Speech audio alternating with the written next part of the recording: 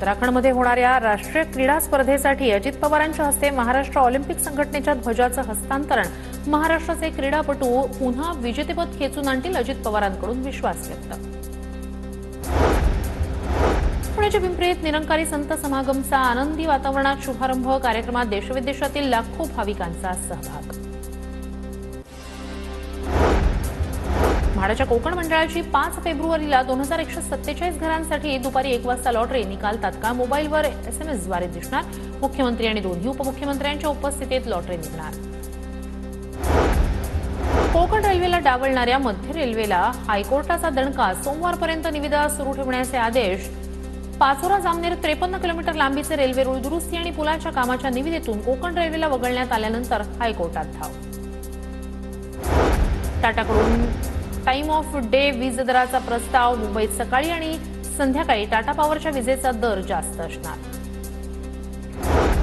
रोहा स्थानकात आता 10 ट्रेन्सना थांबा। मुंबई रायगड प्रवास करणाऱ्यांना मोठा दिलासा। रेल्वेच्या निर्णयामुळे रोहा इथून प्रवास करणाऱ्यांना दिलासा। नाशिक शहरात 5 ठिकाणी उड्डाण पूल उभारण्याचा प्रस्ताव। वाहतूक कोंडीच्या गंभीर समस्येवर प्रशासनाकडून उपाययोजना। गुणवत्तापूर्ण कामांसह निर्धारित वेळेत निधी खर्च करा। गोंदिया जिल्ह्याचे पालकमंत्री बाबासाहेब पाटील यांचे निर्देश। यावेळी जिल्ह्यातील सर्व आमदार, खासदार आणि नियोजन समितीचे सदस्य होते उपस्थित। पुण्याच्या पिंपरी चिंचवडमध्ये 2 बांगलादेशी नागरिकांना अटक। एजंटमार्फत दुचाकीवरून भारतात बांगलादेशी येत असल्याचं उघड। नाशिकच्या डहाळेवाडीत एल्गार कष्टकरी संघटनेचं धरणं आंदोलन। 5 कोटी खर्च करून बांधलेल्या प्राथमिक आरोग्य केंद्राची इमारत धुळखात पडून आरोग्य सुविधा सुरू करण्यासाठी आंदोलन।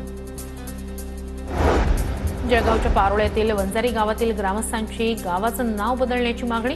गावाचं नाव महाराणा प्रतापनगर करण्याचं आयुक्तांचं आश्वासन। पाठपुरावा करूनही मागणी मान्य न झाल्यानं ग्रामस्थांकडून आत्मदहनाचा इशारा देण्यात आला होता। सांगलीत मोबाईल स्क्रीन गार्ड खरेदीवरून तरुणाची निर्घृण हत्या। बस स्थानकाजवळील मोबाईल दुकानातील घटना। संशयितांना पोलिसांनी घेतलं ताब्यात। ठाणे पोलिसांच्या विशेष मोहिमेत चोरीचे 108 मोबाईल आणि लॅपटॉप हस्तगत। पोलीस मूळ मालकांना मोबाईल आणि लॅपटॉप परत करणार।